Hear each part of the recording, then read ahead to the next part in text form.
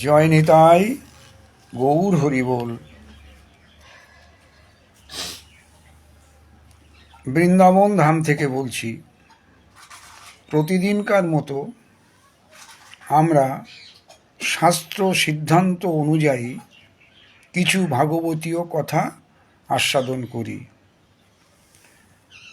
আজকের বিষয়টা একটু কঠিন, তবে সত্যটা জেনে রাখা সবার প্রয়োজন, তাই জন্যে আলোচনা। এটা কোনো সমালোচনা, নিন্দা নয়। শাস্ত্র কি বলছেন জানুন। বিষয়: দীক্ষার পূর্বে গুরু ও শিষ্য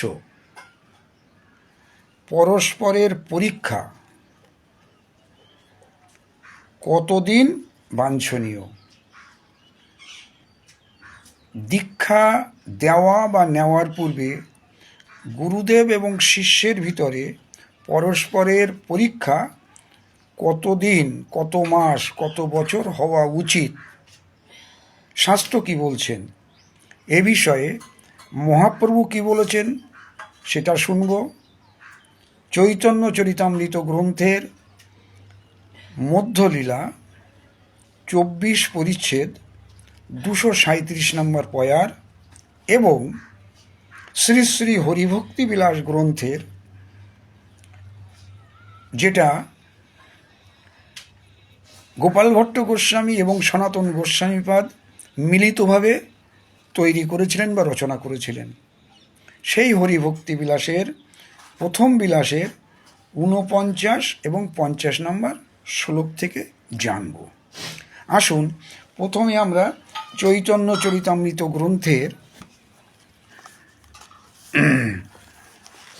মধ্য লীলা 24 পরিচ্ছেদ 237 নম্বর পয়ারটা শুনে নিই। কি বলছেন মহাপ্রভু? গুরু লক্ষণ, শিষ্য লক্ষণ, দোহার পরীক্ষণ, সেব্য ভগবান সব মন্ত্র বিচারণ।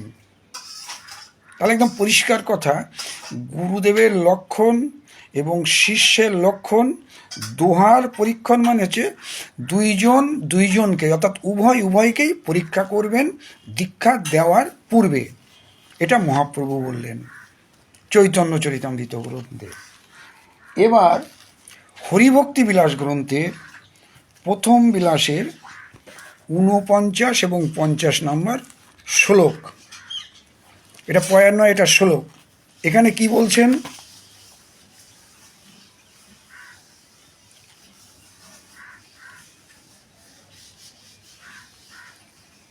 ঊনপঞ্চাশ নম্বর শ্লোক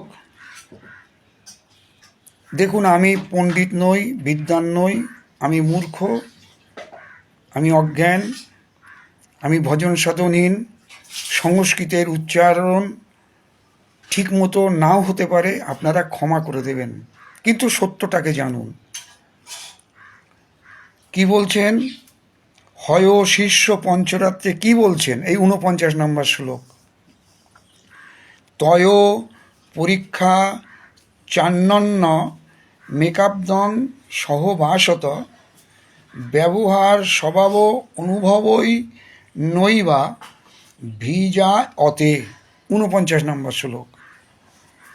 অর্থাৎ এর অর্থ হল, 1 বৎসর সহবাস দ্বারা পরস্পর চেষ্টা ও স্বভাব অনুভব, রাধে রাধে, স্বভাব অনুভবপূর্বক গুরু শিষ্যের পরীক্ষা হয়।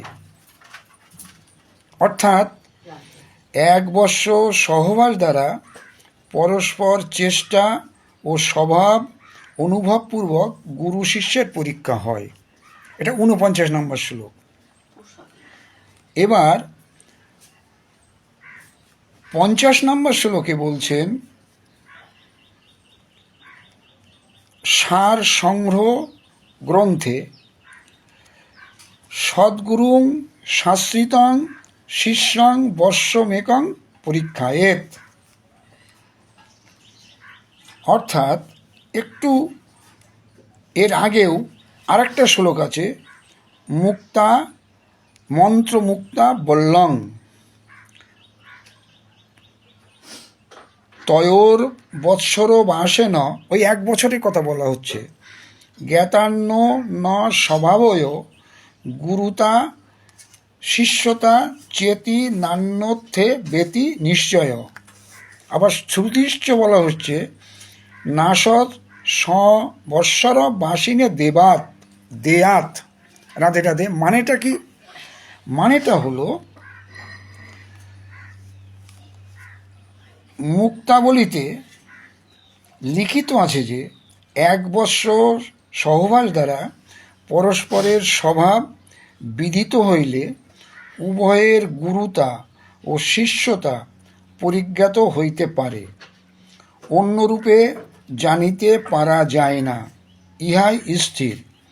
শ্রুতিতে লিখিত আছে যে 1 বৎসর সহবাস না করিলে তাহাকে মন্ত্র দান করিতে নাই। একেবারে পরিষ্কার। 1 বছর পরীক্ষা না করে যেন কেউ কাউকে শিষ্যত্বে বরণ না করেন বা দীক্ষা না দেন। শাস্ত্রসংগ্রহেও প্রকাশিত আছে যে সদ্গুরু 1 বৎসর যাবৎ নিজ আশ্রিত শিষ্যকে পরীক্ষা করিবেন। অর্থাৎ 1 বছর পরীক্ষা না করে কাউকে দীক্ষা দেওয়া উচিত নয়।